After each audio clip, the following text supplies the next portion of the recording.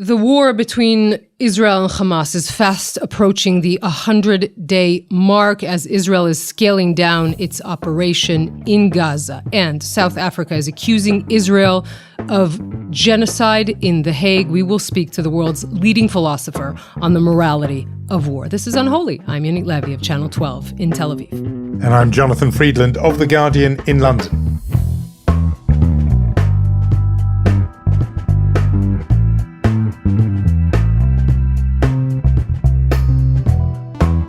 It's Unholy, two Jews on the news from Keshet Podcasts.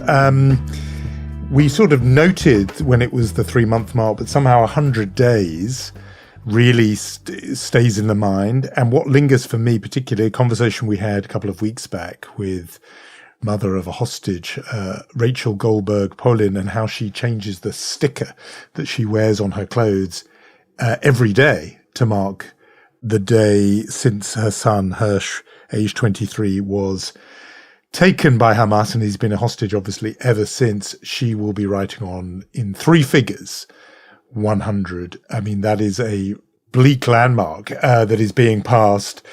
So that's at one end, and then obviously the war itself, which started immediately by Hamas with that attack on October the 7th. It's been, 100 long and bloody days. Yes, and what resonated with me this week is hearing Danielle Aloni. She's a hostage that came back. She was abducted from Nir Oz with her daughter, Emilia, and with her sister, Sharon, and her daughters, Emma and Yuli, and Sharon's husband and brother. And she said things, all of them come back with these shocking testimonies. But what she said was that she explained how when the terrorists broke into the kibbutz and essentially took over the kibbutz, they started burning the family home. And she turned to her 5-year-old child, Amelia, and said to her, "I'm sorry, but we are about to die." And then she looked at her sister and she said, the children are suffocating from the fumes of the fire. Let's at least step out. The terrorists will shoot us, but at least we'll die quick. I mean, just to think of what they went through. And what these children went through. And they weren't shot, although a lot of other families were on that day. They were abducted into Gaza and after more than 50 days, released. Danielle's sister's husband is still in captivity, so is his brother and her girlfriend. But I was watching that interview, Jonathan, and I could not think to myself, there's no difference between her and me. We're roughly the same age. Our daughters are the same age.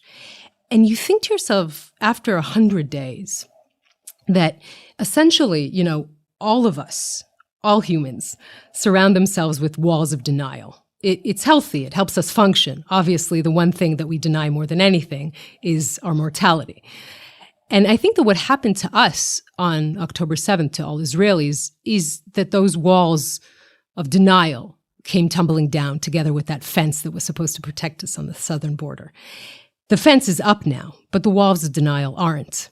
And the more time passes, the more hostages are still there, 136 hostages. Most of them are still alive. We can't begin our healing process. We are still very much living that day, even though it's almost been 100 days since. Yeah, that point about the mother and the daughter, my word, that's searing, and they haven't stopped, these testimonies in these 100 days. They keep coming. It was on, I think, in our conversation with Ilana Dayan, the notion that in some ways it is still October the 7th in Israel. Israelis are going over it and over it and over it. When I was there, the people were talking in terms of it'd been 40 plus days since. They all knew, the people who survived it, they knew exactly the number of days, just like Rachel Goldberg-Polin with her sticker. They knew how many days it had been since they'd slept. And I suppose with this 100-day mark, they'll be diving even deeper into it, ceremonially, formally, commemoratively. Yes, there are going to be many ceremonies. And in the meantime, I think we should also state that Israel has officially scaled down the war. That's important because there were discussions with the United States, which backs Israel still completely, about shifting gears from this very intense stage of the war to something that will be more these kinds of targeted raids in Gaza, and that can last for a very long time. I think from the Israeli perspective, what is interesting was that Israelis officially learned of this from an interview given by Yoav Gallant, the defense minister, to the Wall Street Journal, and the IDF spokesperson, Daniel Hagari, to the New York Times, essentially officially telling Israelis that the military operation is being scaled down. That, by the way, did not change the reality of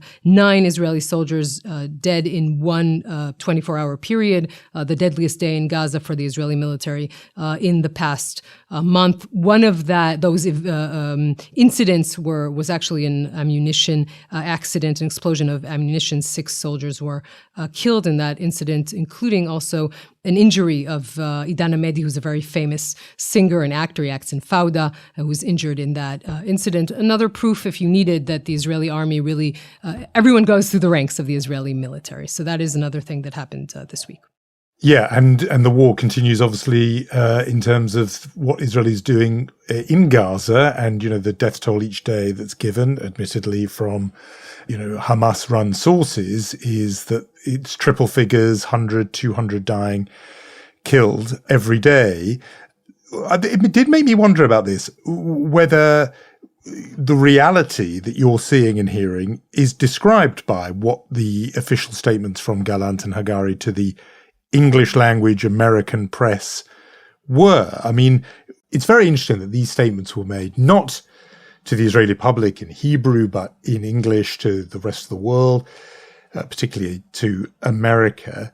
I mean, it invites some skepticism. I mean, partly because it's saying, look, we've moved to a different phase of the war, and yet the death toll is still heavy in numbers every day. So some people will think, well, how much of a different phase is it?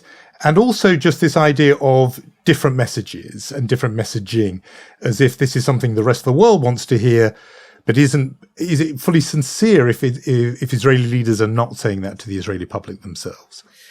Yes, well, we should mention that, first of all, there has been a scaling down, which was pretty clear to Israelis. Wasn't said to them officially, and I think that's a problem when it's said officially first to the American media and then to the Israeli public. But obviously, when you have such a large scale of reservists in Gaza and you start scaling it down, then everyone returns to their lives. You understand that is what is going on.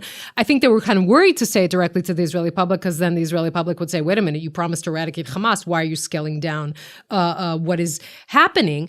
This is it's a pivot, and it will take time to see and to feel on the ground as well. You've had, as you mentioned, Palestinian casualties. You had a lot of IDF casualties this week, even as the military is scaling down its operations. But it definitely is, and going to transform into a stage of raids, of targeted assassinations, but not the large-scale war and intensified war that we've seen thus far. Yeah, I mean, it does make you... one of the things that the Israeli politicians always said about the Palestinians, about Arafat, for example, don't watch what he says in English, watch what he says in Arabic. It's not as if Israel doesn't itself have two very different discourses, one in English for the outside world, one in Hebrew among itself. Indeed, that is going to be a big part of the discussion we'll have about the proceedings that are going on in The Hague, because in a way, it turns on the extent to which the conversation that happens in Israel is heard and overheard by the outside world. But, okay, so things changing on the ground in Israel. There is obviously this other front, these attacks by Houthi rebels in Yemen, aiming rocket fire at shipping through the Red Sea. The French military now saying it's going to be escorting ships as they go through there. There's an operation led by the United States about Operation Guarding Prosperity. It is clearly a massively important commercial artery, and that is still in peril. And we have, as we've been saying for weeks, keeping an eye on what's going on in the north. Yet more action there between Israel and Hezbollah.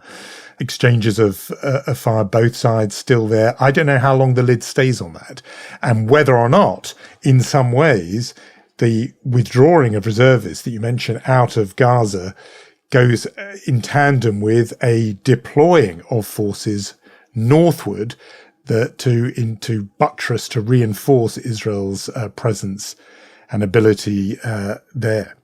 Yes, I think it first of all, it allows for the Israeli military to plan better for any sort of option of a second front. And also, with the United States standing so clearly behind Israel, and also being very clear on the fact that it doesn't want a second front, I think essentially, how shall I say this, giving the United States what it wanted, which is a scaling down of the intensity of the war in Gaza to allow for some sort of negotiation in the north. Because obviously, if the war in Gaza would stay on this high level, at some point, Hassan Nasrallah, head of Hezbollah, would have to react, even if the border in the north would have been quite quiet. We don't know where this is heading. It's still the accurate to say that the top military brass in this country assesses that if Nasrallah wanted war with Israel, he would have opened that second front on October 8th.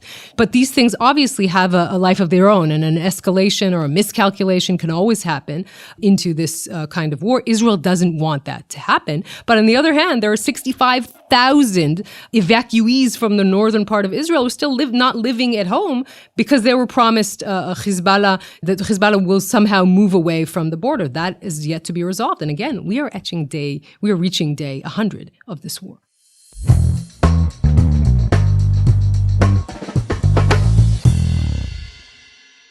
As we speak, though, I think, Yonit, the dominant story, certainly outside Israel, and I think it's obviously making waves inside too, is the hearing of the International Court of Justice at The Hague, hearing a application brought by the government of South Africa seeking that the ICJ, the court, brand Israel guilty of genocide in Gaza. It's in basically the most serious charge that can be leveled in international law. The court was hearing on Thursday the case made by South Africa with the view to hearing the defense of Israel made by Israel and its lawyers on Friday. It was for people close to Israel, it would have been a very difficult several hours to listen to. Huge attention on it. There's crowds of people outside the court in The Hague, live streams that are being watched. There's photographs of people in South Africa gathering publicly to watch a TV feed of it. It's like a very big event. There's lots to say about this. Just the things that I would say from the start is, the bar is very, very high legally. I spoke this week, or heard this week, Professor Yuval Shany who's a real expert in this field, Israeli legal scholar, speaking about this and explaining some of the kind of mechanics of this and how it works. The key point is it's a really high bar to clear. And the ICJ has actually, despite many cases of awful things going on in the world, has only ever once branded to be an act of genocide, and that was the Srebrenica massacre in Bosnia in the mid-90s. The bars that you have to clear are, you have to show, first of all, that there is a pattern of conduct that could only be explained if there was a plan for genocide. You have to prove there is a plan, it's a deliberate attempt to destroy a people, that there's a pattern of conduct that could only be explained by an intent to commit genocide, and that there is intent. And what's troubling to me is that the part of the cases that South Africa presented is about the sheer scale of Israel's bombardment. They are arguing that it's not sufficiently discriminate or even indiscriminate. It's killed so many people that it's actually, you can't say it's just Hamas. It's clearly, they argue, all Palestinians, because that's how many people are dying. But the bits of the case that are, I think, that require attention is first this thing about the pattern of conduct. And there is great attention played to Israel's act of, as Yuval Shany puts it, hampering, limiting, or disconnecting access to humanitarian services. You remember really early on in all this conflict, you and I spoke a lot about the humanitarian aid issue. And it's really coming back in a major way in this case, because the argument is that it's that which takes it from being a war on Hamas to being a war on the people of Gaza. And so Shany's words that the issue of water, he says, is something for Israel very difficult to explain. Israel's cutting off of water access, also electricity. And again, this notion of creating destructive conditions, his words, deliberate imposition of destructive conditions of life, that will be the charge from South Africa. That's one. And the other thing is, again, you and I have spoken about a lot, this business of intent. South Africa have prepared this huge sheet of quotes from Israeli public officials, celebrities, influencers, but also politicians who we often on the podcast sort of, dismissed as minor fringe figures. The South African government argument is that creates an atmosphere in which, that seeps through to IDF on the ground. And they say it's not just fringe people. And they quote, and we talked about it at the time, Yoav Gallant, the defense minister, saying human animals, and we're going to have a total siege. Can't call him fringe. He's the defense minister. And they talk about the prime minister, Netanyahu, talking about Amalek.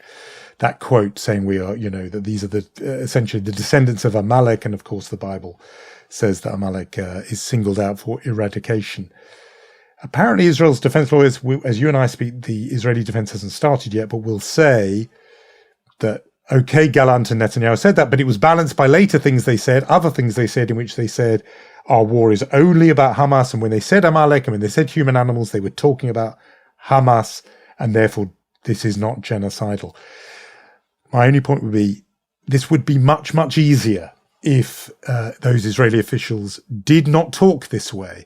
It's a habit of talking as if the rest of the world is not listening. And guess what? The rest of the world was listening. They've got Google Translate. You can't say this stuff and think it doesn't travel. When all those ministers were talking about erasing and flattening and burning Gaza, they have built up the case that South Africa is now bringing for a prosecution of genocide, or charge of genocide, which is great trouble, I would say, for Israel and for Jews. We might get onto that. Anyway, enough of me. So, there's an illustration in Israel's newspaper, Yediot Achronot, this morning. It shows the judges of the International Court of Justice sitting in front of the 4 young women kidnapped into Gaza. As pictures were published this week by the Daily Mail, Karina, Agam, Daniela, and Liri. And they're standing in front of them and they're saying to these girls abducted, what do you have to say to your defense? That is the illustration, the caricature that appeared in Israeli newspaper by Guy Morad this morning. I think that sums up the sentiment by many Israelis watching these proceedings in The Hague. I think it should be said that Israelis believe that Hamas, that perpetrated this massacre, should be on trial for genocide. And the only reason Hamas failed in its genocidal attempts was because the Israeli army is more powerful. There has to be a difference between a terrorist organization and a country trying to prevent another massacre against its citizens. There has to be a difference between what you might say is a disproportionate response and genocidal intent. And there has to be a difference between a governing power that disregards its own people and chaos and mistakes made in humanitarian distribution. If there isn't a difference, then we're living in an upside-down world. So I just needed to set that to say this is the sentiment of Israelis and I think of many other people around the world who have a conscience. Now, you mentioned a few things, and I think that we should pick up on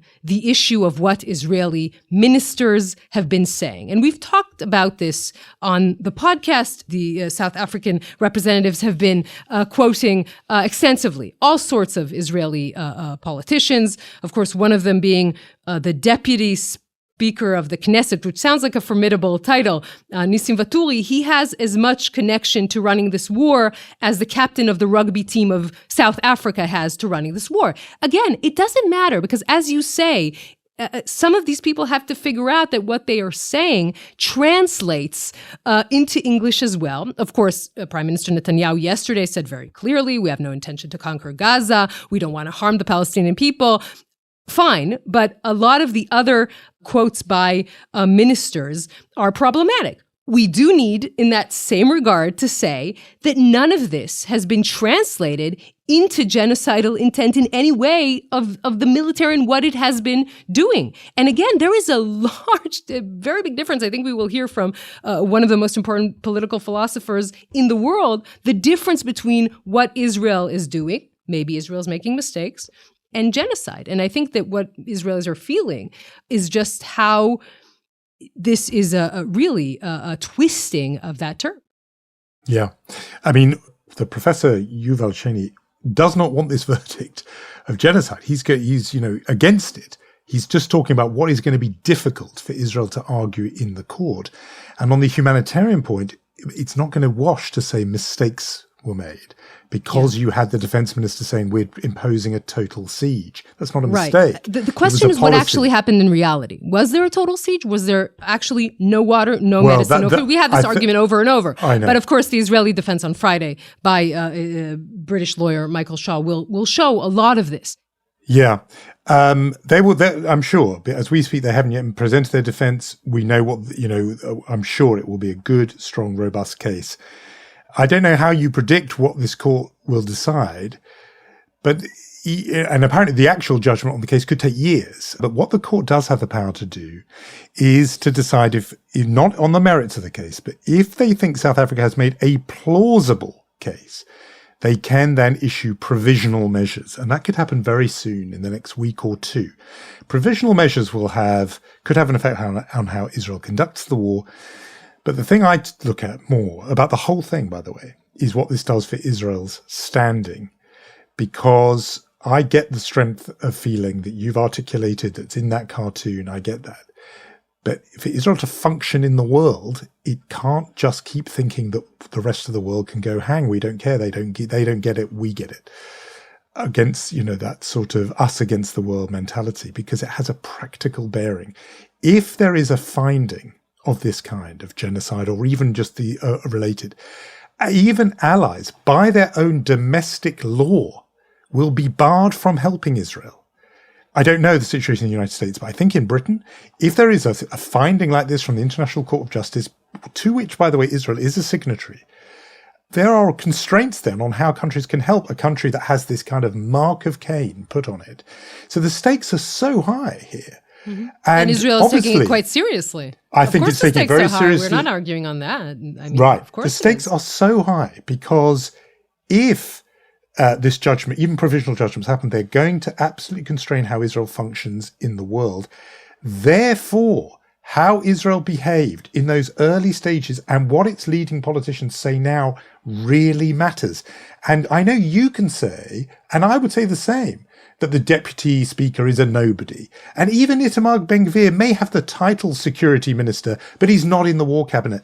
I'm afraid that's not how it looks on the outside. Outside people think that's a pretty serious person saying something pretty genocidal. So you know what? If you don't want to get a judgment of genocide against you as a state, message to people in high positions of influence, don't talk like this. And also, I'm not arguing on that. And on the humanitarian aid point, we had the argument, it was really important because it wasn't how the war was conducted. It was going to come back, and it's come back in the most direct way. So therefore, on that points like water, electricity, it doesn't look great if you're trying to make your argument that your war is with the Palestinians, not Hamas. But I just want to add one point to what you said. First of all, I agree completely with the fact that Israelis need to mind what they're saying. I also would add to that if Israel had clearly said what its objective is on the day after the war, it would be simpler for Israel to actually state the case clearly in front of the world. There are all kinds of reasons why this government is not doing it. Many would say that the reasons are for internal political issues, and that is a problem for Israel. No one is saying, I am not in the least bit not saying that the situation is severe. It is. I am trying to articulate the sentiment in which a whole country is still reeling from a massacre and now trying to defend itself against accusations of genocide, which, to be honest, are, it's just mind-boggling that this is the situation that we are in. In a normal situation, a government who had people making statements like this could argue to the court, we dealt with this. We prosecuted people who were saying things that were incitement to genocide. And the Attorney General, rather hastily in Israel, just because with the ICJ hearing coming up, did issue a sort of letter saying, yes, of course, incitement to genocide is incompatible with the law and we're against it. It was a letter in reply to a letter from Michael Walzer and a few other lawyers saying, we seek a ruling on this. A bit late in the day to do that. But the more political point is, in a normal situation, people who started talking like this could have been fired from their posts. And Netanyahu couldn't do that because of the coalition arithmetic. So he has been allowing all these people, these fringe people that we've been talking about, to sound off, talking about nuking and erasing and flattening and all the other burning Gaza. In a normal situation, you would be firing people talking like this. But because of the coalition arithmetic, it's not possible to do that because he worries, Netanyahu, about bringing down his whole coalition. And so therefore, these people have been allowed to carry on for months and months doing this. It's yet another consequence of this extraordinary government that Israel has, that it has left itself so vulnerable to this. Last thing I'll say on it, of course, hugely masses at stake for Israel. The reason why partly I'm sounding animated by this is the world of pain this will be for Jews outside Israel if Israel is branded a genocidal state. I mean, Israel will have, its own media saying this is terrible. It will have the cartoons like the one you've said, telling them the rest of the world is wrong. They don't understand us. To be associated in any way with a country that is officially a pariah, officially a court that is respected, saying genocidal, it fills me with dread, that prospect. And I get why it feels completely different inside Israel. Yeah, but the stakes are so high. I'm just wondering. I'm not negating what you're saying. I'm just wondering. First of all, we're not there yet, and I don't think we will be there. But if we are there, then who are you upset at? Are you upset at the ICJ? Are you upset at Hamas? Or are you upset at Israel? When you say that situation might happen. Well, of course, I'm more than upset with Hamas, who started all this and who are guilty of hideous crimes.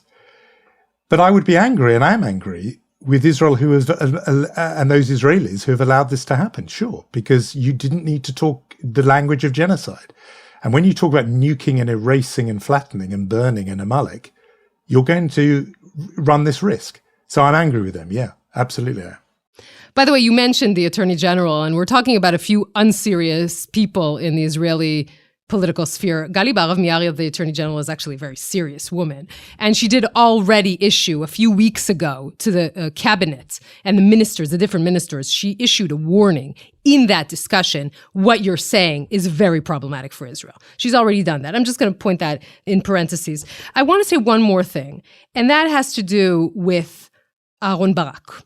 And choosing him, this towering figure in Israeli judiciary, to be the extra judge on the panel, Israel has that right. And I think that we should just talk about that for a moment. Former Chief Justice, also, we should say, a Holocaust survivor who's rescued from the Vilna ghetto. He talked about October 7th as being, he compared it to the Holocaust. He's an Israeli patriot, if you agree with him or not. But he also led Israel in the trajectory of a strong and independent judiciary. Now, Netanyahu's supporters over the past year at least vilified him as being, representing Israel's strong and independent judiciary. And I find it interesting, and there are many Israelis who find it very interesting, that Netanyahu himself would ask Aharon Barak to sit on the panel of judges to explain exactly this, that Israel has an independent and strong judiciary. By the way, it really does. Case in point, that same independent and strong judiciary threw away the heart of Netanyahu's judicial coup only a week ago. So when Aharon Barak will say these things, he means them and they are true. I just think it's an irony of ironies that the man who asked him to sit on this panel is the same man who said that the judiciary in this country is too strong and needs to be curtailed. I think we should mention that as well when we talk about everything else that has been going on in this case in The Hague. Completely right. I agree with you wholly on that. In fact, you call it interesting and ironic. I would call it hypocrisy of the highest order from Netanyahu. The idea that you castigate this institution as the establishment, the elite, the deep state, and then when you need them, you go running for help from the very judicial elite who you normally despise, because of course you do need them, because you need those people to advocate for Israel. And this goes beyond just the specific example of Aharon Barak. All through this episode, I feel that's what's happened, where he has his war cabinet, he turns to Benny Gantz and Gadi Eisenkot, the very kind of military leaders who previously he would oppose, all the people who have been running the kind of civil society volunteer effort from, whether it's on the streets and helping, are the very same people who are on the streets protesting against his judicial coup. He and his ilk are very good at talking and pointing the finger, but when Israel hits a crisis, it turns to the very people in Israel. I would regard them as the backbone of the country, actually, who normally Netanyahu and his type like railing against. But the Barak nomination is just the most extreme example. When Netanyahu is in trouble, he turns to the very people he affects to despise. Last thing I would also just add, which I think you and I will agree on, is what undermines the case of South Africa and all those who are cheering on South Africa at the court is the speed with which they branded Israel as genocidal before Israel had done anything. Mm-hmm. There were people with placards on October the 8th denouncing Israel as genocidal and accusing it of genocide before it had done anything. Their minds were made up. Now, obviously, I'm annoyed that Israel has helped their case with some of these reckless statements and acts. But there are people who've jumped on this as an excuse to say something about Israel they'd always been wanting to say. Perhaps you and I might agree on that. I think we do. I think we mostly agree. We just sound like we disagree. Okay. That's the nature of the podcast. Yep. We want to talk with someone who understands the morality of war, the philosophy behind that, I think more than the both of us. And we thought he would be a perfect guest for this week.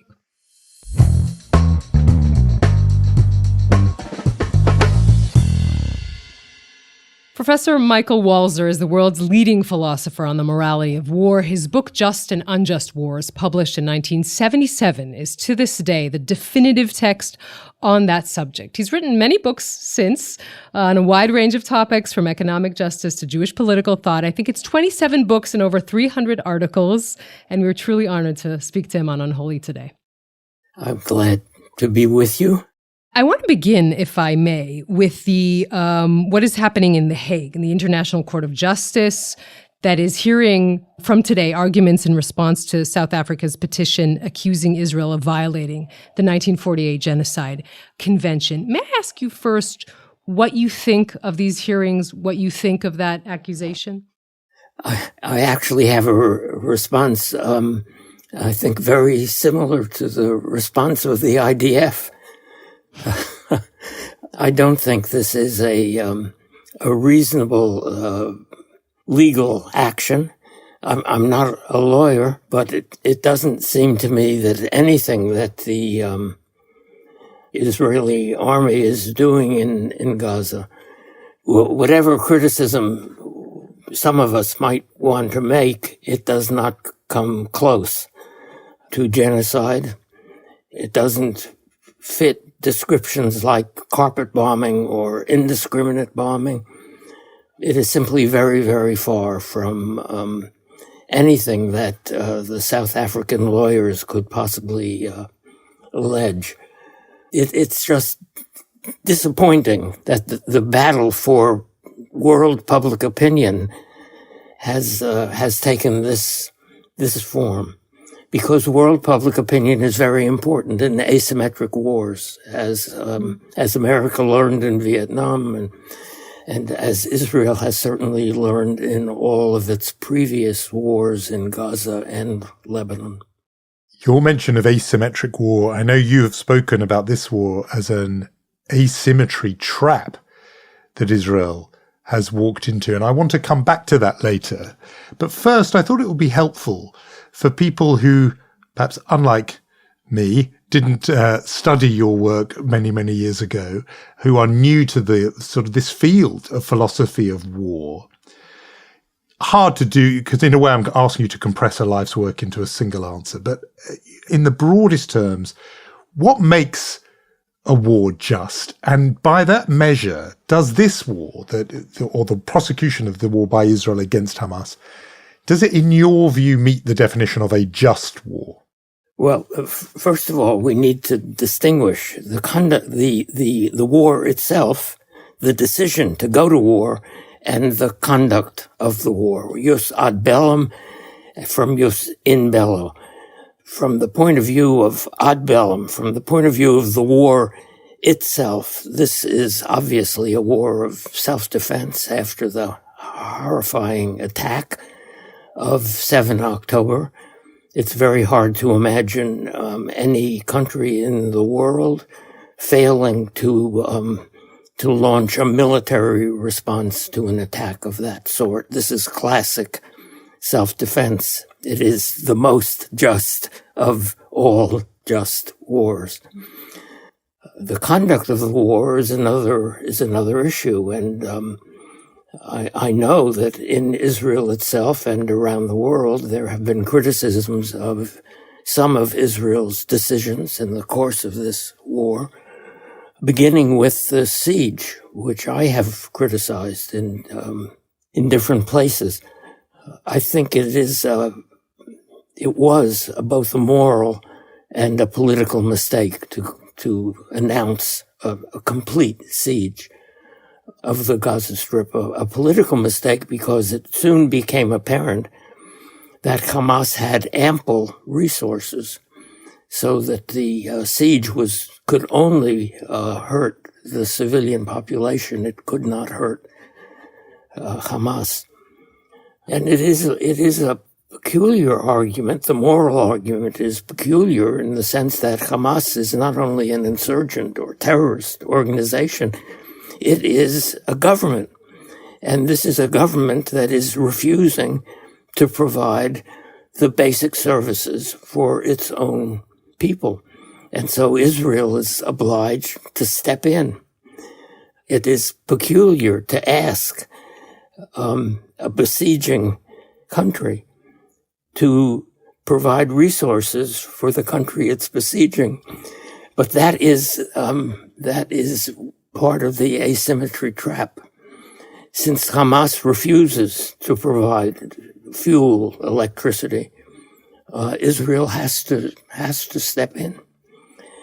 And I think even now, the scope of humanitarian aid and of resources generally has not been adequate to the requirements of the war. So that is the beginning of a critique.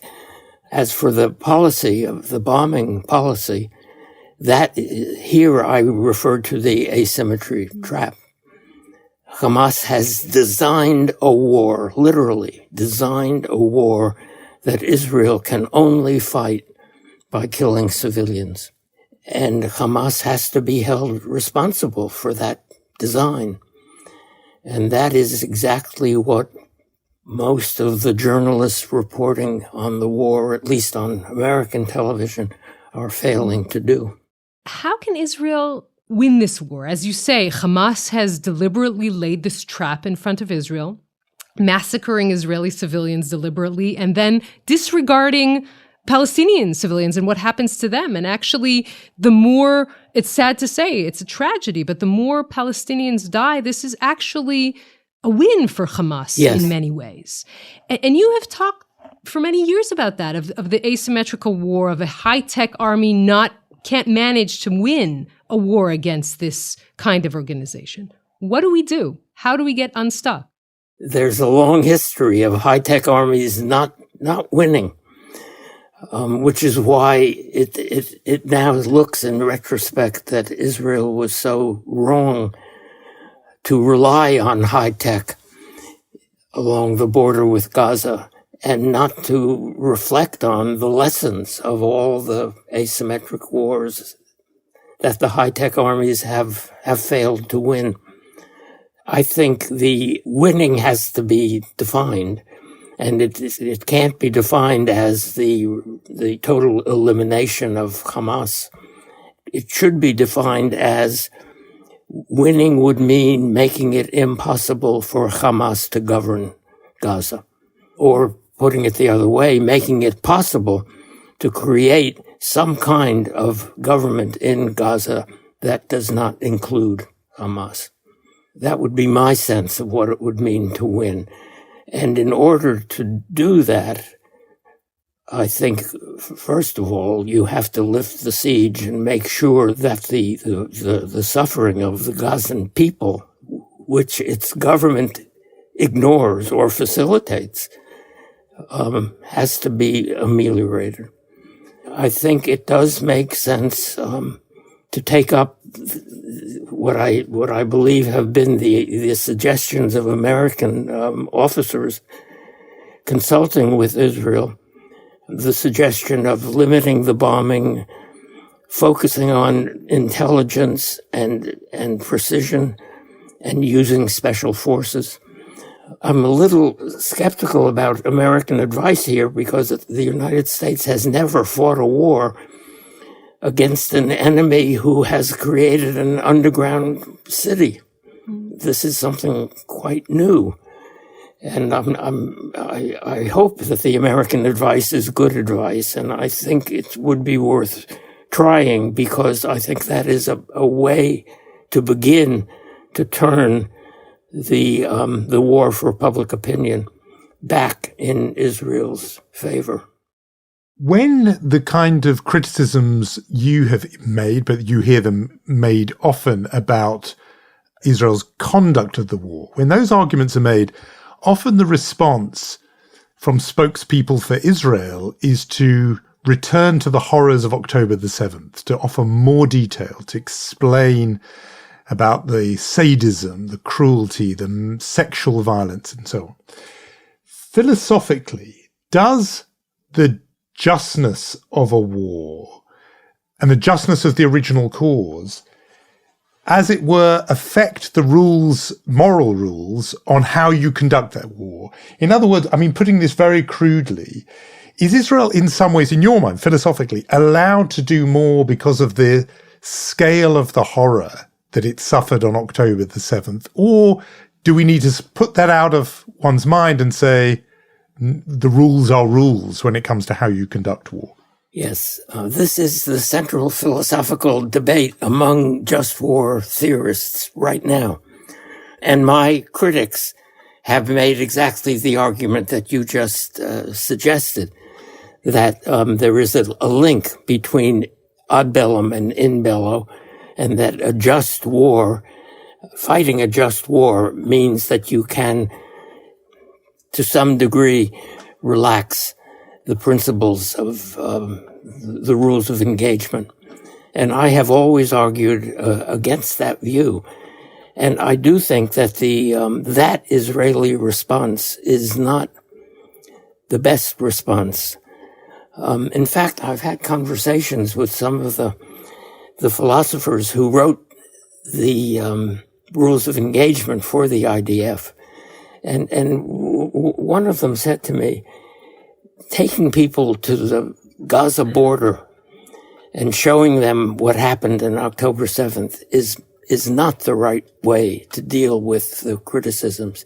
You should take people to meet with the selection committee that is choosing targets, to show them the kind of care that the IDF, in principle at least, exercises in the selection of targets, and how hard they work to make sure that they are not bombing indiscriminately, that they are actually aiming at military targets, even if you don't see that on television, because what you see is the rubble and not what's underneath the rubble.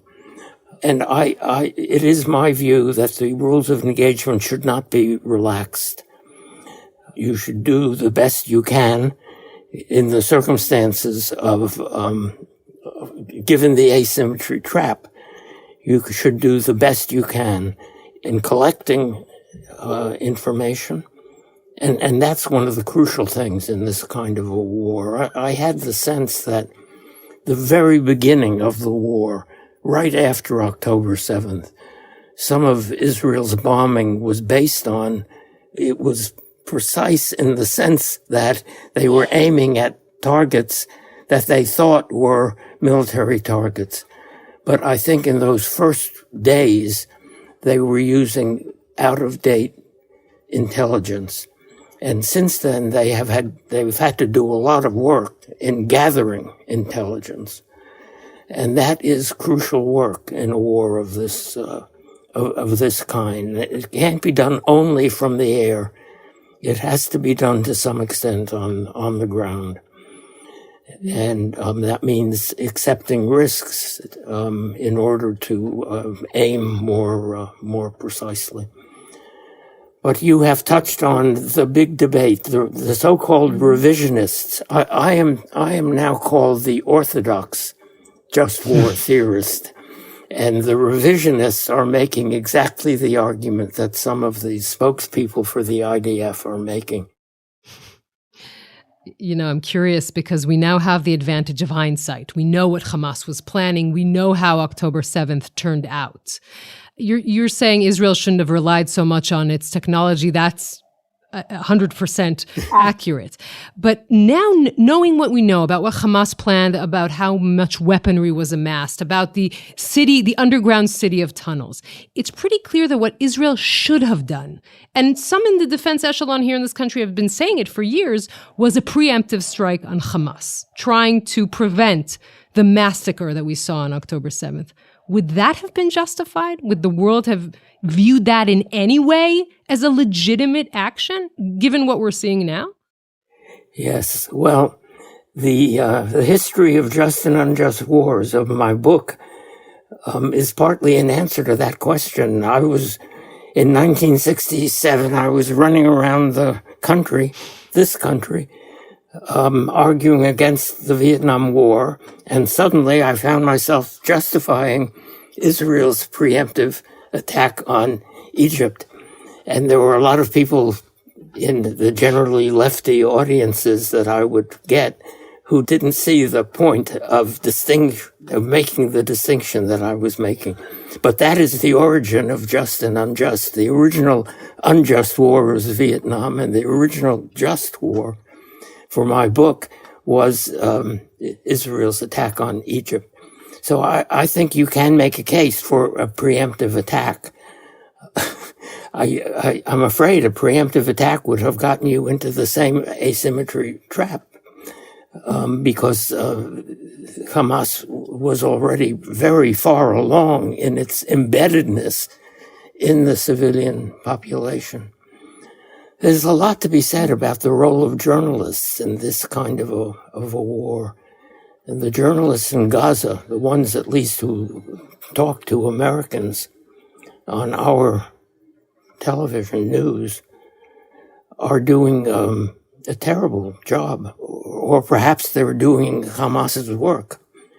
And many of them are, in fact, probably friendly to Hamas. They are Palestinians living in Gaza. And the American TV simply repeats their reports. And they don't tell us what is under the rubble. And that's the crucial thing that Americans have to be told. This was a launch site. This was a storage site. Can I pick up your point about the asymmetry trap? Because once you use a word like trap, the thing to do about traps is to not walk into them. That's the suggestion there. And there were those, and I'm thinking here, for example, of the New York Times columnist Thomas Friedman, who wrote early on after October the 7th, this is often a trap, and if Israel walks into it, it can only end badly because you're fighting an enemy, as you've been saying, who actually actively wants to kill your civilians, but also to see its own civilians killed. Therefore, don't go into the trap. And he mentioned as an example India's reaction after the Mumbai killings in 2008, where everyone expected it to use force and it didn't. It didn't do anything. And he, bit of a lone voice in this, he said, do nothing. That's the best reaction. And then do other things at a lower level and so on. Given that you've said it's a trap, asymmetrical warfare, are you in effect saying there were no good options for Israel involving force? None. It was only going to end badly, and therefore what? What if that is the case, that this was a trap and it should be best avoided, what else or what should Israel have done? The India example isn't really relevant, since that would have been a conventional war. And there were, in fact, there often are diplomatic alternatives to a conventional war. I don't know what Friedman thought once you decide not to respond, what do you do after that? I would have found it morally very difficult to open negotiations with Hamas after October 7th. And I don't see any way any way short of a full military response. I don't see anything short of that. So yes, there were no good options. You entered this critically important war with the worst government in Israel's history, and with all kinds of bluster about the kind of war Israel was going to fight, and the kind of victory Israel aspired to, and all that was wrong. And now there are people talking about restoring Jewish settlements in Gaza and expelling or transferring the population. Israel is simply providing ammunition for its worst enemies. Yes, and we see that being used against Israel in the International Court of Justice. Those statements by ministers that aren't connected to conducting the war, but it doesn't matter. It sounds terrible when they say it.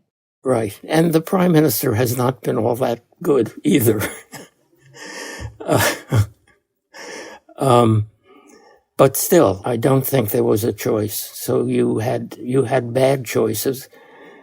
And the best of the bad choices was to fight the war that Israel is fighting in the best possible way, with a lot of attention to the way it was going to look, and that's something that generals don't like to think about. They want the PR people to operate independently of what they are doing, because what they are doing, they think, is what's necessary.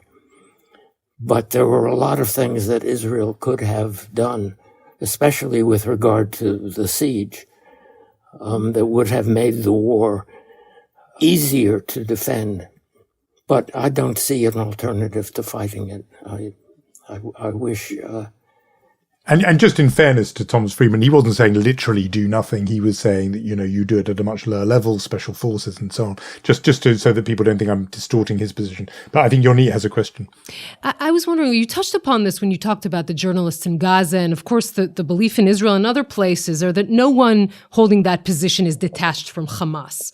And moreover, when Israelis were abducted on October 7th, we saw crowds of people in Gaza happy and thrilled to see Israeli hostages being abducted.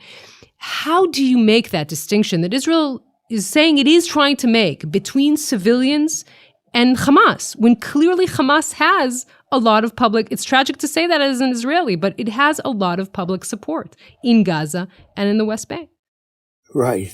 We don't know how much public support. Gaza has not been a liberal democracy.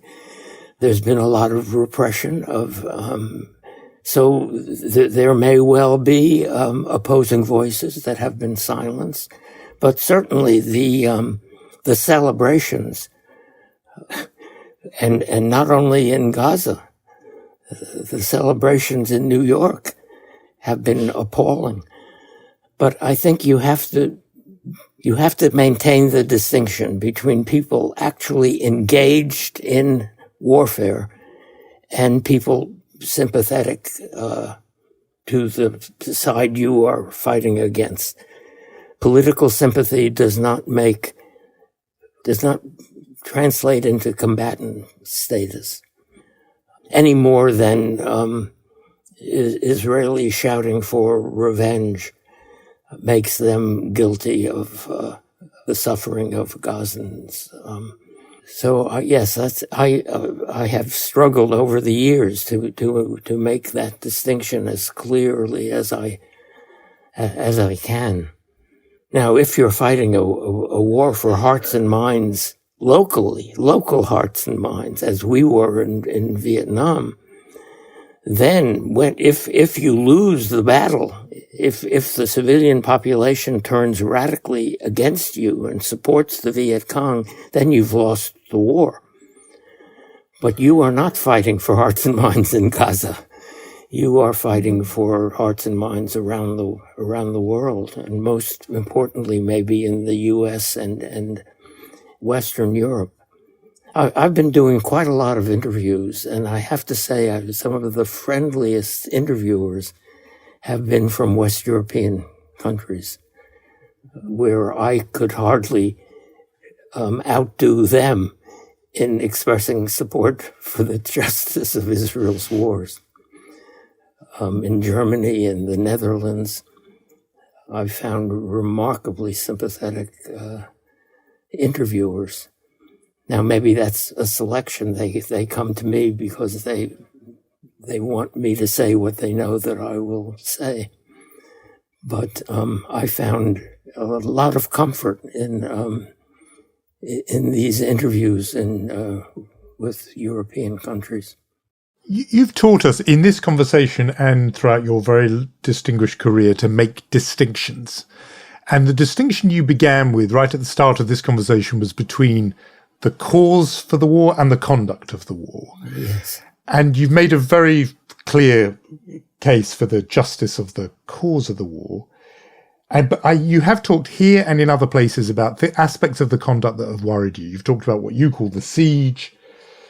I've also seen you in other places talking about the notion of the degree of force, 2,000-pound bombs dropped sometimes to, it seems, pursue 3 or 4 handful of individuals and so on. And also this point about the conditions of the habitability of those areas into which civilians have been evacuated. Would it be fair to characterize your position as saying that of the Israel-Hamas war currently being fought, the cause is just, but you worry that the conduct is unjust? No, I wouldn't say that the conduct is unjust. Given the asymmetry trap, I think, except for the siege, I think you have done probably about as Israel has done probably. You mean me, not him. Yes, you have done about as good as you can do in these circumstances. I'm not close enough to the actual decisions about targeting, but I am told by people who know, I think who know, that Israel is still working with a committee that selects targets and that debates targets in a serious way, morally and legally serious way, and says no sometimes and yes sometimes. And I think that is probably the best you can do. And it depends a lot on intelligence, and sometimes the intelligence will be wrong. And sometimes maybe Israel has chosen military targets that it would be not more just, but just smarter to ignore. One example is the UN has created this tent city along the border with Egypt. It's a massive sea of white tents, and naturally Hamas has come and has actually fired rockets from the tent city, and Israel responded at least once. And I would have thought better not to respond in a case like that. Just smarter not to respond. You have declared this a safe area. Try to keep it safe. There are plenty of other targets, and maybe more important targets than the launching site in the middle of the tent city. But look, I am sitting in New York, and I don't believe in wagging my finger at the naughty Israelis. I don't do that. I'm not close enough to these very, very difficult decisions. What I do believe is that there are serious people making the decisions, and that's critically important. Professor Michael Walzer, we learned a lot. We really thank you for talking to us today, and we really hope to talk to you in better days. I hope there are better days. Thank you so much. Yes. Thank you. Wonderful. Thanks for so much, Professor. That's a real gift to us, so we're really grateful.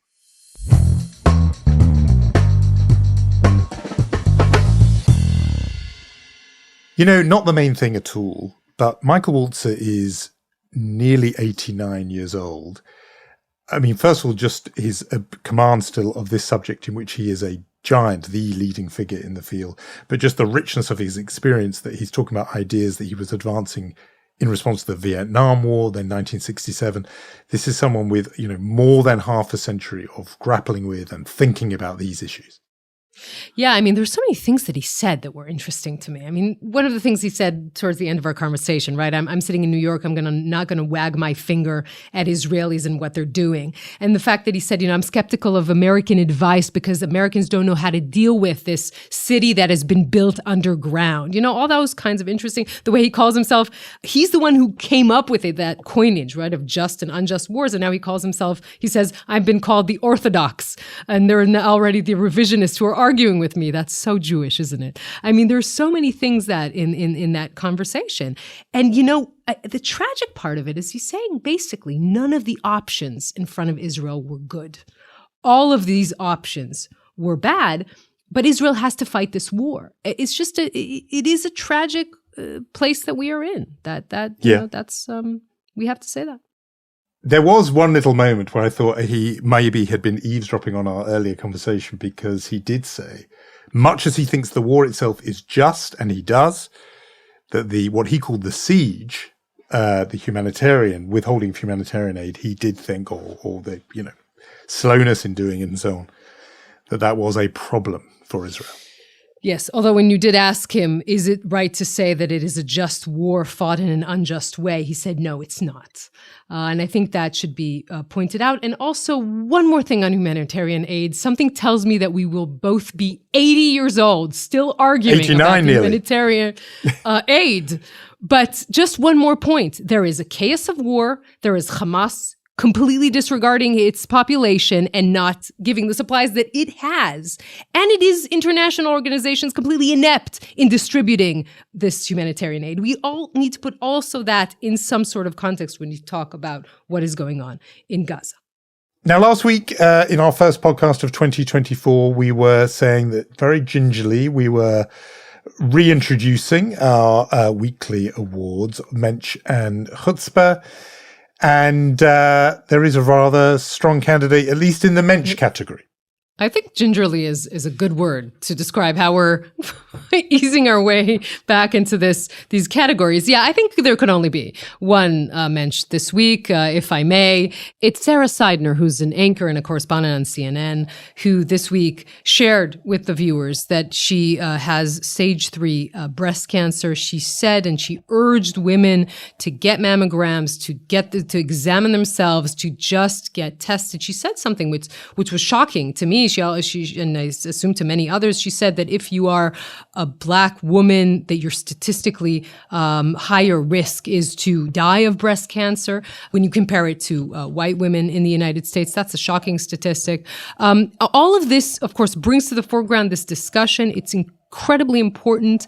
It was very clear and visible that she was very emotional. It's a very difficult thing to talk about your personal life on air, but she did it heroically. And I think that, she deserves every round of applause for that, and also admiration and our Mensch Award, if we can give it to her this week, I think. Yes, absolutely. Good choice. For Chutzpah, somebody who has been a multiple award winner in this category, serial award winner, not for the first time. We should name it after him. Let's just change it. We might as well. Just, he's got a permanent lock on it, namely Donald J. Trump. Initially, you might have thought, why is he not getting the Mensch Award? Because Donald Trump this week did speak of the plight of the hostages. He said they ought to be released quote, they've suffered enough, unquote. He was not talking about the Israeli hostages held by Hamas. Instead, he referred to what he called the J6 hostages. J6 meaning January the 6th, hostages referring to those people convicted in American courts of law and in jail for their part in the attempt to overturn the results of the 2020 election and the storming of Capitol Hill, the riot, the insurrection of January the 6th, 2021. Those people in jail, convicts, felons, he calls hostages. He now calls them the J6 hostages. It's a chutzpah for him to call them that anyway, but particularly when we all have in our minds people who are hostages and are held in Gaza, who obviously, unlike the January the 6th felons, didn't do anything. So a chutzpah award yet again to Donald J. Trump. As we said, you've got a permanent lock on that award. It's a battle for anyone to wrest it from you, Mr. Trump. Meanwhile, one last thing, and I really genuinely do not know what category this possibly could belong in, because it's just such a bizarre story, but it has gone completely viral on multiple social media platforms, and not always in a good way, which is the discovery of tunnels excavated under the building known only as 770, that is 770 Eastern Parkway, world headquarters of the Chabad Lubavitch movement. I have reported from there myself many times. It was the home of the late Rebbe, Menachem Mendel Schneerson. But discovered underneath was an effort by followers of the late Rebbe and Chabad devotees who had been digging and creating what looked a lot like a network of tunnels underground. This is in violation of sort of all kinds of city laws and zoning laws, etc., which New Yorkers get very agitated about. It prompted a whole lot of memes drawing the obvious parallel between the other engineers and creators of tunnels, namely those in Gaza, suggesting there was some kind of parallel. But also, of course, the anti-Semites went into a frenzy, imagining all kinds of nefarious things that they, in their fevered imagination, suspected Jews were doing underground. It is one of those stories. People have not yet got to, as it were, the bottom of this, despite they were the trying to circumvent COVID rules, I think, to have a way to... No, wasn't that the story? To get to synagogue without... Okay, that's what I read. But that's fine. I mean, that is as good an explanation as any you're going to get. There's all kinds of theories. One is that it was that they were trying to get around planning law and basically expand Chabad headquarters underground. I don't know.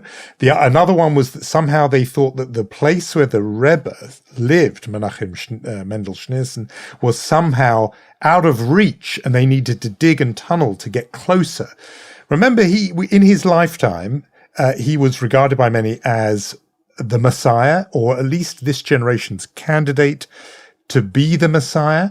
And many people, when he died in 1994, were not really ready to let go, and camped out by his graveside, believing he would be resurrected and lead them into the new messianic age. I wrote a piece about it 30 years ago when he was still alive. And I don't make many predictions as a journalist, but one I made that I'm very proud of is I wrote in the piece I wrote on it, when he dies, they'll never replace him, I said, because they just don't need to, because there's all this stuff and pictures and video and everything. And sure enough, they have never replaced him. There's no Rebbe for the Chabad sect. Anyway, it is a baffling story on so many levels. If our listeners have better clues or theories as to what happened, do let us know via all the usual channels. We're at Unholy Podcast on Instagram and on Facebook. If you've got better theories than the ones marshaled by me and Yonit, send them along. We're waiting to hear them. We are waiting to hear. By the way, another prediction that Jonathan made as a journalist was that this podcast would last 2 months. Look at us 3 years later. I just wanted to throw that in before we say our goodbyes. And we'll say our thank yous to Guy Glazer, Omer Primat, and Omri Barak. And we shall meet next week, Jonathan. See you then.